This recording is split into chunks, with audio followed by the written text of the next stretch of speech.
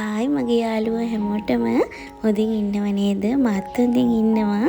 ඔයාලා හැමෝටම ගොඩාක් ස්තුතියි මම ලෙඩ වෙලා ඉන්නකොට මට සුවය ප්‍රාර්ථනා කරපු සියලු දෙනාටම ගොඩාක් ස්තුතියි. අද නම් ගෙනාවේ ඔයාලා ආසම කරන වීඩියෝ එකක්. ඔයාලා හරි කැමතියිනේ මම ගෙවල් අස් කරනවා බලන්න. ගේ අස් කරනවා, ගෙදර වැඩ එදිනෙදා වැඩ කරනවා, උයනවා, පීනවා බලන්න ආසයි. අද ගෙනාවේ ඒ වගේ ලස්සන වීඩියෝ එකක් තමයි ඔයාලට මගේ වීඩියෝ එකත් එක්කම දිගටම රැඳිලා ඉන්න කියලා මම ආදරෙන් ඉල්ලනවා. එහෙනම් මම මොකද කරගත්තේ කියලා මොකද කරේ කියලා මේ වීඩියෝ එකෙන් බලන්න. මම අසනීප වෙලානේ හිටියේ. ඉතින් ගෙවල් පුළුවන් තරම් හැඩි වෙලා තමයි තියෙන්නේ. පුදුම විදිහට ගෙදර හැඩි වෙලා තියෙන්නේ. ඔය පුටු ටික තියලා තියෙන තැන තමයි අසනීප වෙලා හිටපු දවසේ මම මෙට්ටේ දාගෙන බිම උතන තමයි හිටියේ මායි දුවල දෙන්නයි. මොකද ඇඳේවත් ඉන්න තරම් බෑ බිම හොඳයි කියලා හිතුණා. ඒ හින්දා මෙට්ටේ දාගෙන උතන බිම තමයි මායි දුවල දෙන්න හිටියේ. උතන මේ පුටු ටික තිබ්බේ මෙහා පැත්තේ. දැන් ඉතින් තිබිගෙන උතන තමයි තිබ්බේ. අපි මෙට්ටේ දාන්න ඕනේ හින්දා මෙහා පැත්තට ඔය පුටු ටික දැම්මා. දාලි වෙරෙලා තමයි මෙට්ටේ දාලා තිබ්බේ. ඉතින් මම කොළඹ ගිහපු හින්දා බෙහෙත් ගන්න අපේ ওই දුව පුටු ටික ওই තැනටම ආයි දාලා පුළුවන් විදියට එයා අතු ගෑවා. එයා ඔය අස් කරලා තිබ්බ විදිය තමයි ඒ තියෙන්නේ. ඔය අපේ චූටි එක්කනත් ඔයාලා මුලින්ම දකින්න ඇති. එයා හරියට මං අගවලේ මස් කරනවා නම් එයා මට උදව් කරනවා. ඔය සාලේ තියෙන බඩු එහාට මෙහාට තියෙන තැන්වල තියලා ඒ වගේ උදව් කරනවා එයා. ඔයාලා කියන්නේ දැන් මේ වෙද්දි මාර විදිහට ගෙවල් හැඩි වෙලා තියෙන්නේ. මට ඔළුව විකාරේ වගේ. ඉතින් මම මේ ලෙඩ ගාතෙම අස් කරන්න ගත්තා. පොඩ්ඩක් සනීපයි දැන් පොඩ්ඩක් ඇස්ස තියෙනවා. ඒ වුණාට මේක අස් කරනකම් මගේ හිතට නම් සැනසීමක් දැනෙන්නෙම නැහැ. ඕක අස් කරාට පස්සේ තමයි මගේ හිතටයි අනිකම් එන වාතය වුණත් හුළඟ වුණත් ගේ ඇතුළ අස් කරාට පස්සේ එන සිරියාව නෑ. මට දැනෙන්නේ නිකන් ඒක ලොකුවට බරක් වගේ. ඕක අස් කරාට පස්සේ තමයි මට රැට හරියට නිින්ද උනත් ගියේ. නැත්තම් උදේට ඔය ගේ දකින්න එනකොට උදේට ඇහැරිලා පුදුම ඔළුවට හිස රදේ. දැන් ඉතින් අස් කරලා තියද්දී උදේට උනත් අපි නැකිලා ආවම පුදුම හිතට ලස්සනට තියද්දී ඉතින් හිත හැදෙනවනේ. හැඩි වෙලා තියද්දී නම් ඒක මට එපා වෙලා හිටියේ. මට වගේමද කියලා ඔයාලටත් ඔය ලෙඩේම තියෙනවද කියලා මට මේ අනිවාර්යෙන් කමෙන්ට් එකක් එවන්න. මට නම් එහෙම තමයි. මම දන්නවා ඉතින් ඔයාලටත් එහෙම තමයි කියලා. ඔයාලා ඉතින් මටත් කමෙන්ට් එකක් කොහොම හරි දාගෙන යන්න. ඔයාලටත් ඔය වගේද කියලා.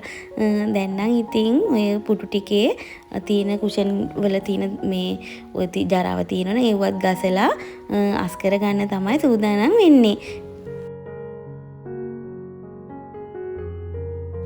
අදත් මතක් කරනවා මගේ වීඩියෝ බලන්න මාත් එක්ක එකතු වෙලා නෙමෙයි නම් මාත් එක්ක එකතු වෙන්න. මම ඔයාලව ආදරෙන් මගේ channel එකට පිළිගන්නවා. මගේ වීඩියෝ හොඳයි නම් ඔයාලගේ යාළුවන්ට බලන්න, ෂෙයා කරන්න, ලයික් එකක්, කමෙන්ට් එකක් අනිවාර්යෙන් එවන්න. මම ඔයාලා කමෙන්ට් එකෙන් හරි ආදරෙන් බලාගෙන ඉන්නවා. ඔයාලා කමෙන්ට් එකක් ආවම අපිට වීඩියෝ ගේන්න ඉක්මනට ආස හිතෙනවා.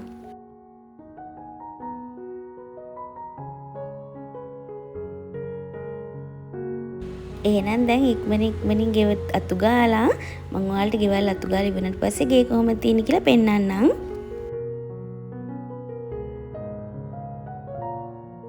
ඔය අපේ දුව පාඩම් කරද්දි දාගන්න මෙයාර පැදුර වගේ තියෙන එක ඒක මට ගෙනල්ලා දෙනවා මේ නමල ওই බෑග් එකටම දාලා දෙන්න කියලා. ඔක අපේ අම්මා තමයි අරන් දුන්නේ යාට කොළඹ ගිහපු වෙලාවක. බලන්නකෝ දැන් තව වැඩ මට ගොඩ තියෙනවා තිබ්බට. මම ඔයාලට වීඩියෝ එකට ඔක්කොම ටික එකතු කරගත්තේ නෑ. මොකද තවත් ලොකු දිග වීඩියෝ එකක් වෙන හින්දා තව ගොඩ වැඩ තියෙනවා. ඒ කියන්නේ මම හිටින දවස් ටිකේ අපේ මහත්තයා මේ රෙදි ටික වොෂින් මැෂින් එකට දාලා හොදලා වේලලා තිබ්බා. ඒ උනාට ඒ ඔක්කොම ටික එයා අරගෙන අපේ දුවගේ කාමරෙන් තමයි දාලා තියෙන්නේ ඇඳ උඩ. ওই රෙදි ගොඩ කන්දක් තියෙනවා දැන් මට. ඒවා තියෙන තැන්වල නමලා තියන්න. ඒ තරම් රෙදි ගොඩක් තියෙනවා. බාත්රූම් එක පිරිසුදු කරගන්න තියෙන ඒ වගේ වැඩ ගොඩ තියෙනවා තව. මම ඒ ටිකත් ඔයාලට වෙන වීඩියෝ එකකින් අරගෙන එන්න. මොකද ඔක්කොම ටික එකතු කරගත්තම ඔයාලට බලද්දිත් එපා වෙනවනේ. ලොකු දිග වීඩියෝ එකක් වෙන හින්දා ඊළඟ වීඩියෝ එකෙන් මම අනිත් වැඩ ටිකත් ඔයාලට ගේන්න. දැන් ඉතින් ගේ අතු ගා ගන්න ගමන් තමයි ඔය ඉන්නේ. මොකද ඕක මොප් කරගන්න ඕනේ. හරියට මේ දූවිල්ලයි ජරා වෙලක් තියෙනවා. මොකද ඉතින් අර මම හිටියේ නැත්තේ දවස් ටිකේ ඉතින් මහත්තයාත් ඉතින් උදේ 8 වෙද්දි වැඩට යනවා. එයාත් එද්දි රෑ වෙනවා.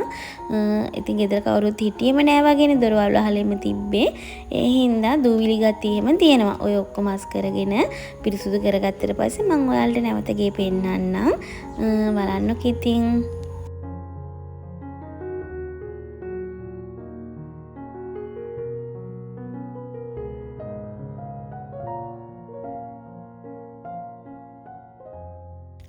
ඇත්තටම ගෘහණියක් අතින් වෙන වැඩ ටික ගෘහණිය අතින්ම ඒක වුණ නැති වුණොත් ගෙවල් කොච්චර අපිරිසුදුවට පේනවද නේද? අපේ නම් ගෙදර අපේ දුවත් අස් කරනවා, මහත්තයාත් අස් කරලා තිබ්බා, දුවත් අස් කරා මං ලෙඩ වෙලා ඉද්දි. ඒ කොච්චර අස් කරත් වැඩක් නැහැ. අපේ ගෙදරට මම කොස්ස ගහලා අතු ගන්න ඕනේ.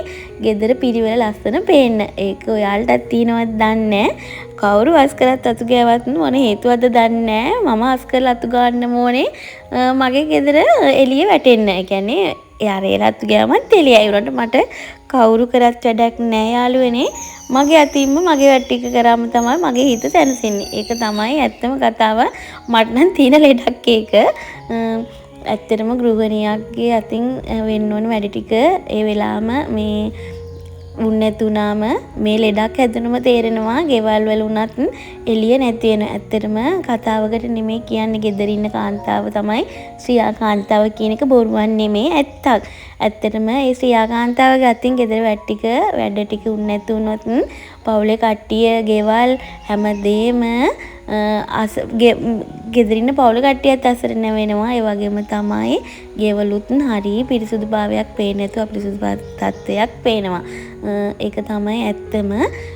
අර ඔය විදිහට තත්ත්වයක් ඉතින් තියෙනවා අපේ ගෙවල්. මොකද අපි හොඳට ඉන්න වෙලාවට අස්පස් කරන් ඉන්න හින්දා අපිරිසුදුවටම හිටියනම් ඔය ගෙවල් තවත් හැඩි වෙලා තවත් අපිරිසුදු වෙනකනේ වෙන්නේ නේද? අපි අර අස්පස් කරන් ඉන්න හින්දා අපි ලෙඩක් දුකක් හැදුනත් පොඩ්ඩක් අර ගේ අතු ගෑවම අපේ ගෙවල් ඉතින් අර තිබ්බ මට්ටමට එනවා. ඒ වුණාට කවුරු කොච්චර අස් කරත් මේ මගේ අත් දෙකෙන් මේ ගේ අස් කරේ නැත්තම් මට එන ලුක් එක නම් එන්නෙම නෑ ඉතින්.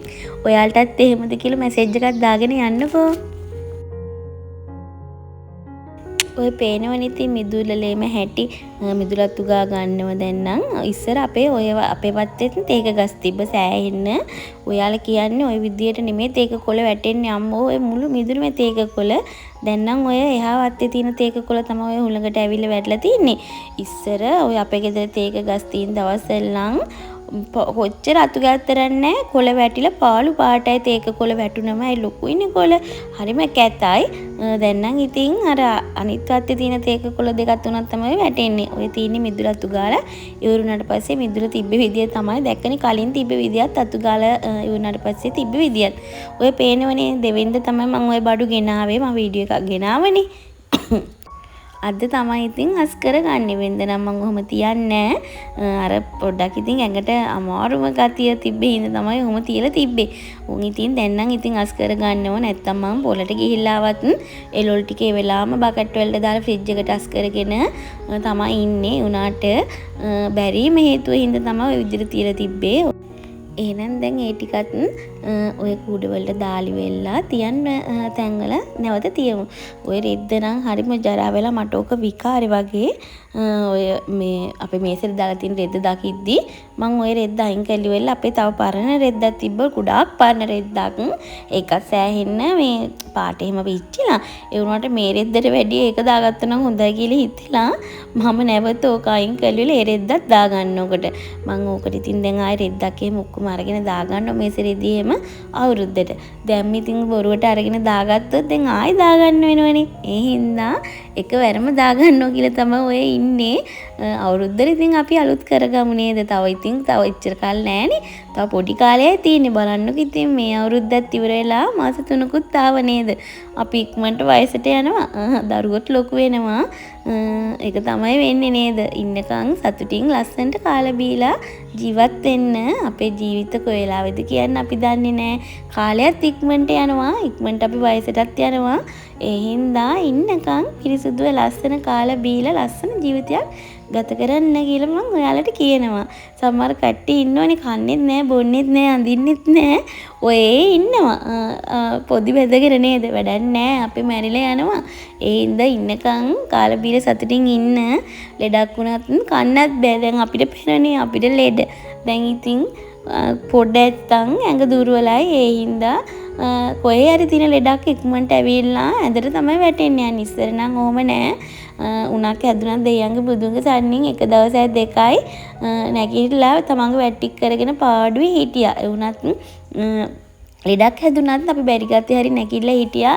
මට දැන් තියෙන ලෙඩත් එක්ක නම් බෑ. කොහේ හරි ලෙඩක් ආවොත් ඇඳටම තමයි ඉතින් වැටෙන්නේ. උනාට මහත්ය වැඩ කරනවා ඉද්දි බලන් ඉන්නත් බෑ මට නම්. මට නිකන් මොකක්ද ඔය වගේ වැඩ කරද්දි එහෙම එක්කුත් මට තියෙනවා. ඒ උනාට ඉතින් මොනෝ කරන්නද බැරි මේ හින්දා ඉන්නවා. එතකොට හිතෙනවා අපි කොච්චර දුර්වල වෙලා ඉන්නවද කියලා දැනෙනවා. මොකද මේ සීනි කියන ලෙඩේ හරි ජරා ලෙඩක් අනේ. අනේ මන් දන්නේ කොහොම හැදුනද කියලා. දැන් නම් ඔය විම් දියර් එක ගෙනාපු විම් දියර් එක මම ඔය තීන බෝතලෙට දාගන්නවා. දාලි වෙරලා මම ඕක ඔය අයිනෙන් තියෙනවා බෝතලෙට ඔක්කොම ටික වැටිලා ඉවර වෙනකම්ම ඔන්න විදිහට තියාගන්නවා. එතකොට ඔය ඔක්කොම ටික පෙරිලා ඔය බෝතලෙට වැටලා තිනවා. ඔය බලන්නකෝ තියෙන වළංගොඩ ඔය ඔක්කොම ටික ඉතින් හොදන්නත් ඕනේ. දැන් ඔය අස්කලි වුණාට පස්සේ තමයිනේ මම ඔයාලට පෙන්නුවේ ගේත් පෙන්නුවා. සාලේ කැම කාමරේ ටික පෙන්නලා දැන් ඉතින් අපේ මහත්තයා වැඩට ගිහිල්ලා ඇවිල්ලා ඉන්නේ. දැන් ඉතින් යාට තේ ඕනෙලු. දැන් ඉතින් තේ එකක් හදාගන්න තමයි දැන් හදන්නේ. දැන් ඔක්කොම මේ දියර ටික පෙරිලා තින්නේ ওই බෝතලෙට.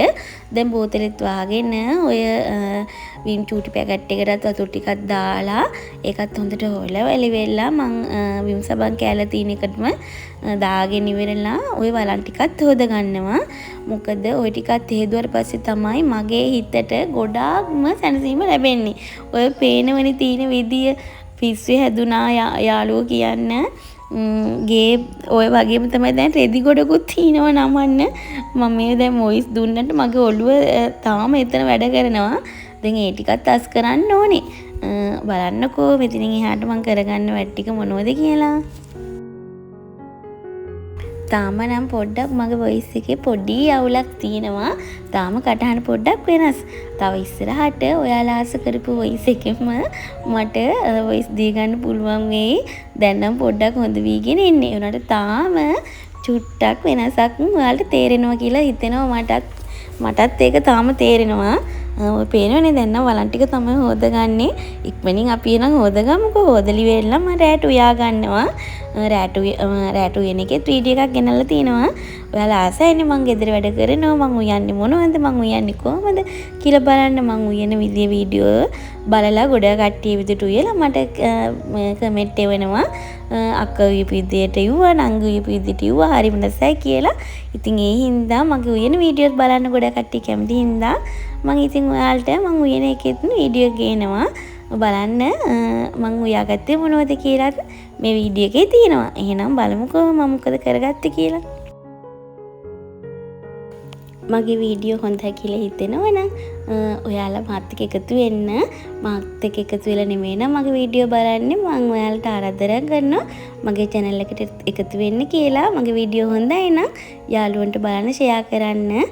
ඉක්මනින් එහෙනම් එකතු වෙන්න. මම ඔයාලව ආදරෙන් මගේ channel එකට පිළිගන්නවා.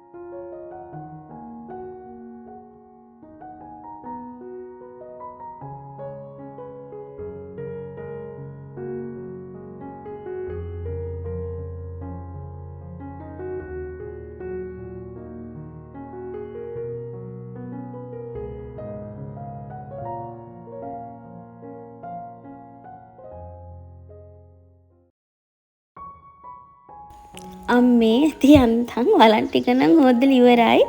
දැන් නම් හදන්නේ සිංක් එක හොද ගන්න.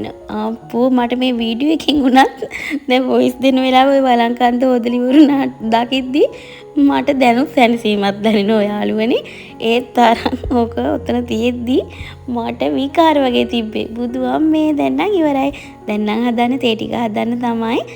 කෝපි හදලා කිරි කෝපි තියෙන කිරි කෝපි එකක් තමයි හදාගන්නේ. කෝපි ටිකක් දාලා පිටි දාලා හදාගන්නවා. පිටි නම් ඉතින් හොඳ නෑ. ඒක ඉතින් අනිවාර්යෙන් දන්නේ දෙයන්නේ මම වීඩියෝ වලින් කියලා තිනවා. ඒ වුණාට මොනෝ කරන්න දන්නේ. ඔකට උඩු වෙලානේ. ඕක නැත්තම් බෑ නැතුවත් බැරි ඇතුවත් බැරි දෙයක්. හොඳ නෑ කීකී දැන අපේ ශරීරයටම දාගන්නවා. මොනව කරන්නේද ඉතින් ඕකත් ඕනේ තමයි. අර ෆ්‍රෙෂ් මිල්ක් හොඳයි. ඒ වුණාට ඉතින් ඒවත් කොච්චර ගේනද පිරිමහා ගන්නත් එපා. ඒකට පොඩ්ඩක් හුරු වෙන්න ඕනේ. පොඩ හිමීට බලමුකෝ. දැන් අපි ඔව්ව පැකට් මං සාමාන්‍යයෙන් 4ක් ඕනේ. මට මාසෙට සතියට එකක් ඕනේ. එම් බලද්දී ෆ්‍රෙෂ් මිල්ක් 500නේ. 4ක් කියන්නේ අපිට සෑහෙන්න ගන්න පුළුවන්. try කරලා බලන්න ඕනේ. try එකක් දීලා බලන්න ඕනේ ෆ්‍රෙෂ් මිල්ක් වලිනුත් අපිට මාසෙ සේව් කරගන්න පුළුවන්ද පිරිමහා ගන්න පුළුවන්ද කියලා බලලා ෆ්‍රෙෂ් මිල්ක් වලට හුරු වෙන්න ඕනේ. බලමු ඉස්සරහට වෙනස් වුණොත් වීඩියෝ එකත් එක්ක එකතු කරගන්නම් මම ඔයාලව ඒ වෙනසටත්. දැන් නම් ඉතින් පිටි එක තමයි හදාගන්නේ. තේ එක කිරි එකක් හදාගන්නේ. මොකද හවස තේ බිව්වේ නෑ. අපේ දුව චූටි එක්කනේ ඉන්නවනේ. එයාට පුරුදු වෙලා අනිවාර්යෙන් 3-4 වෙද්දි අනිවාර්යෙන් තේ එකක් ඕනේ.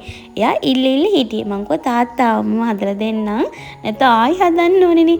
මං දැන් වැඩත් ගොඩක් ඉඳලා මං කෝ තාත්තාවම හදලා දෙන්නම් කියලා සේව් කර තියන් ඉඳලා ඔය දැන් තමයි හදන්නේ. දැන් ඉතින් ඕකත් හදලා එයාලට දීලා රැට යමු. මගේ තේ එක සීනි දාන්න නැතුව මම අයින් කරගත්තා. ඊට පස්සේ අර කට්ටියට තමයි ඔය මහත්තයාලටයි දුල දෙන්නට තමයි සීනි දාලි වෙලා ඒ කට්ටියට වෙනම තේ එක හදාගත්තා. දැන් නම් ඉතින් හාල් ලිපේ තියාගෙන තමයි හදන්නේ. රයිස් කුකර් එකට හාල් ඕන ප්‍රමාණය දාගෙන හාල් ටික සෝදගමු. සෝදලා ඉවරලා රැට උයමු. එන්නකෝ එහෙනම් මම රැට උයාගත්තේ මොනවද කියලා බලන්න.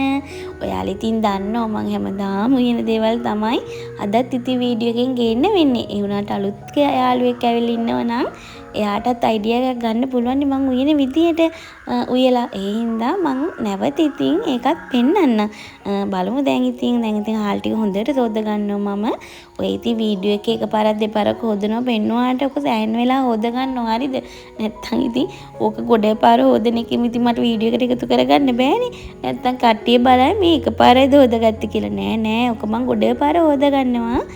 දැන් ඉතින් රයිස් කුකර් එකට ලුණු චුට්ටකුත් දාලා පිහිතලි වෙරෙලා දැන් ඉතින් රයිස් කුකර් එකට බත් එක තියාගන්න තමයි හදන්නේ. තව කවුරු හරි දැන් කියන්න පුළුවන් බත්තට ලුණු දාන්න හොඳ නැහැ කියලා. ඕවනේ හොඳ නැහැ. ඒකත් වැඩේ කියන්නේ හුරු වෙලානේ තියෙන්නේ. බත් එක ලුණු දාලා කෑවේ නැති වුණොත් ඒක කන්න බෑ. ඒකත් හුරු වෙලා. හොඳ නැති ඒවටම තමයි ඉතින් හුරු වෙලා තියෙන්නේ. බලන්න ඊට පස්සේ කියනව නේද ලෙඩ කියලා. ඒක තමයි යන්නේ. දැන් තමයි ඔන්න තේක බොන්නේ. දැන් ඉතින් හදන්නේ සැමන් එකක්. මං කලින් මේ ළඟදි වීඩියෝ එකක් ගෙනාවා සැමන් එකක් උයන. ඒ වුණාට අද යන්නේ සැමන් තමයි. බලන්නකෝ සැමන් එක උයන විදිය. අයියෝ කට්ටිය දැන් හිතා ඔයා උයන සැමන් අපි දන්නවනේ කියලා. හරි ඉතින් අලුත් යාළුවොත් ඉන්නවනේ අපි එයාලට පෙන්නමු නේද?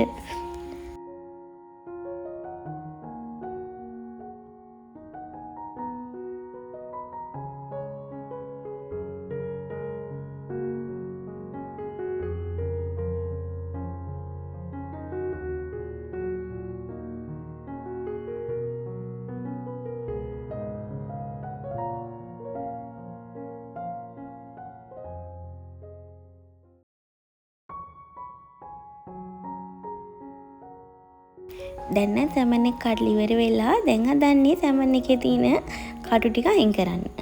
මැද කටු ටික ඔක්කොම මම අයින් කරලි වෙලා පොඩි කෑලි වලට සැමන් එක කඩා ගන්නවා. පොඩි කෑලි වලට සැමන් කෑලි ටික කඩාගෙන ඔයාලත් ඉතින් ওই විදිහට තමයි උයන්නේ. ඔයාලා දන්න උයන්න හරි. ඉතින් චුට්ටක් ඉතින් මාත් කියන්නම් ඉතින්. දැන් නම් හදන්නේ තක්කාලි ටික ගෙනාවා. තක්කාලි ගෙඩි දෙකකුයි ලුණු ගෙඩියයි සුදු ලුණු ඒ ටික දාලා රම්පේ කරපිංචක් දාන්න ඕනේ. ওই ටිකක් දාලා ඉවරලා උයාගමු. එක්කොටම කලින් ওই ටික කපා ගෙනිමුකෝ. අමු මිරිසුත් දාන්න ඕනේ. අමු මිරිස් නෑ. මං සති දෙකක් පොලේ ගියේ නෑ. අසනීප වෙලා හිටින්දා මට ඒ හින්දා අමු මිරිස් නෑ. අමු මිරිසුත් දාගන්න. එතකොට තමයි රස. අමු මිරිස් නැත්තම් මාළු මිරිස් දාගන්නකෝ. ඒත් රසයි.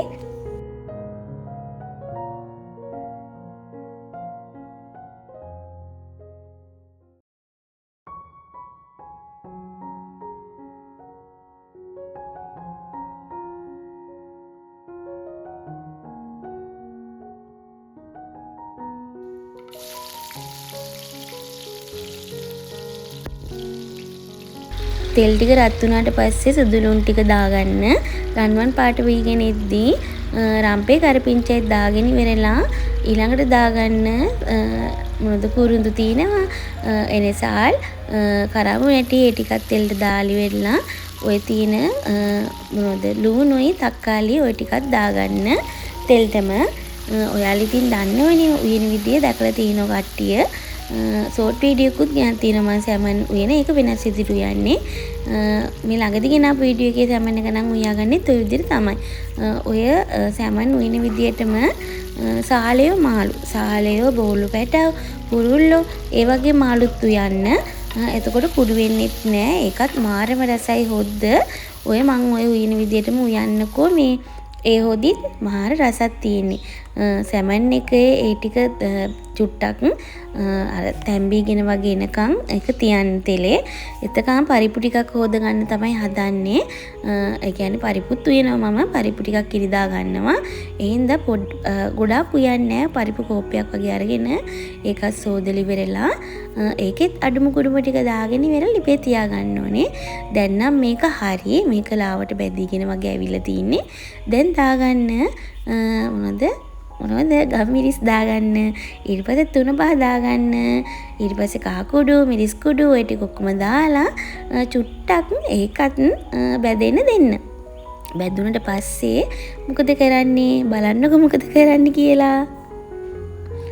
ලුණු ටිකුත් දාගන්න ඕනේ. ලුණු ටිකුත් දාගෙන වෙලා හොඳට කවලම් කරගන්න එක. දැන් කවලම් කරද්දී එනවනේ ඒක කළු පාටට වගේ. ඒ වුණාට පස්සේ ඕකට වතුර දාගන්න. වතුර ටිකක් දාගන්න. ටිකක් වැඩියෙන් දාගන්න. මම තව ටිකක් දාගන්නවා. වතුර ටිකක් වැඩියෙන් දාලා ඉවරලා ඕක හොඳට උතුරනකම් වහලා තියන්න. ලුණු ටිකුත් දාගත්ත නේද? දාගත්ත ලුණු දාගත්තා. ගොරක කෑල්ලක් දාගන්න. ගොරක කෑල්ලකුත් දාලා දැන් වහලා තියමු. වහලා තීලි වෙලා ඕක හොඳට හොදියේ උතුරනකම් අපි හදාගමු පරිප්පු එක. පරිප්පු නම් උයන් ඉතින් කවුරුත් දන්නව නේද? ඔකටත් ඉතින් කහයි මිරිසුයි තුන පහ ටික දාලා රම්පේ කරපිංච සුදු ලුණු ටික දාලා ලිපේ තියාගන්න වතුර ටිකකුත් තියලා දී කිරි වලින් වගේ නම් තිබ්බම තවත් රසයි. ඉතින් අපි කවුරුත් ඉක්මනට තියාගන්නේ පරිප්පු වතුරේනේ නේද? එහෙනම් වතුරෙම තියාගමු. දැන් ඔය සුදු ලුණු ටික තැළුව මම තල්ලි වෙලා ඔය දාන්නේ කුරුඳු ටිකකුත් දාලා දැන් ලිපේ තියාගමු පරිප්පු එකත්. දැන් නම් ඉතින් සැමන් එක ඔය පේනෝනේ වතුර එක හොඳට හොද්ද උතුරනවා. දැන් නම් දාගන්න ඕනේ සැමන් ටික. ඔය වගේ හොද්ද උතුරන වෙලාවට සැමන් කෑල් ටික දාගන්න. කෑල් ටික දාගෙන හිමීට කවලම් කරලා ආයි වහලා තියන්න. සැමන් කෑල් ටික තැම්බෙනකන් ආයි හොඳට වහලා තියන්න. ලුණු හෙම්බල් වල ලුණු මදි අඩු දාගන්න. ඔය විදිහට සැමන් හදලා බලන්නකෝ මාරම රසයි. ඔය හොද්ද පාන් කන නම් නියමයි. ඔය විදිහට සැමන් හදන කට්ටියත් ඇති. හදන කට්ටිය ඔය විදිහට රස දන්නවා. අනිවාර්යෙන් කමෙන්ට් එකක් දාන්න. හදලා නැති කට්ටිය ඔය විදිහට සැමන් එක හදලා මට අනිවාර්යෙන් කමෙන්ට් එකක් එවන්න. දැන් නම් පරිප්පු එකත් එහා පැත්තේ ලිපේ තියාගත්තා. දැන් නම් හදන්නේ මුකුණු වෙන කොළ වගේක් තියෙනවා. ඉතින් ඒ චුට්ටත් කපා ගන්නවා මම. ඒකත් කපලි වෙල මොකද කරන්න කියලා බලන්නකෝ.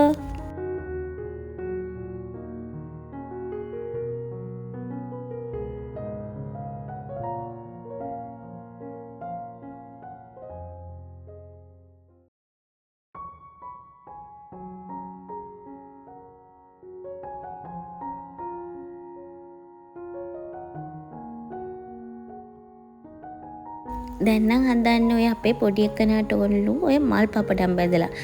අපේ අම්මා තමයි ඕක අරන් දුන්නේ. ඉතින් දැන් ඕකත් බැදගන්න තමයි හදන්නේ. එකින් ටිකුත් ඔය මූඩියට දාලි වෙරලා ඒකත් පැත්තකින් තියලි වෙලා දැන් ඉතින් සැමන් එක බලන්න ආවා. ඔය බලන්නකෝ ඔය සැමන් එක දැන් නම් හරි. ඔයාලට හොදිය ඕනේ නම් ඔය ගානම තියාගෙන ඔෆ් කරගන්න.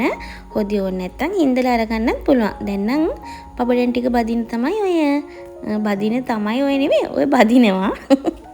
ඔය බදින ගමන් තමයි ඔය ඉන්නේ පපඩම් ටික.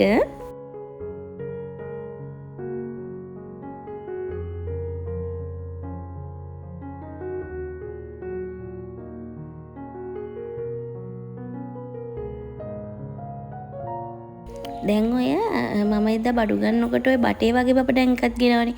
ඒකුණුත් බැදලා ඕනලු. ඉතින් ඒකිනුත් ටිකක් ඔය දැන් බදිනවා. එයාලට ඉතින් ඕන විදිහට හදලා දෙන්නත් එපා.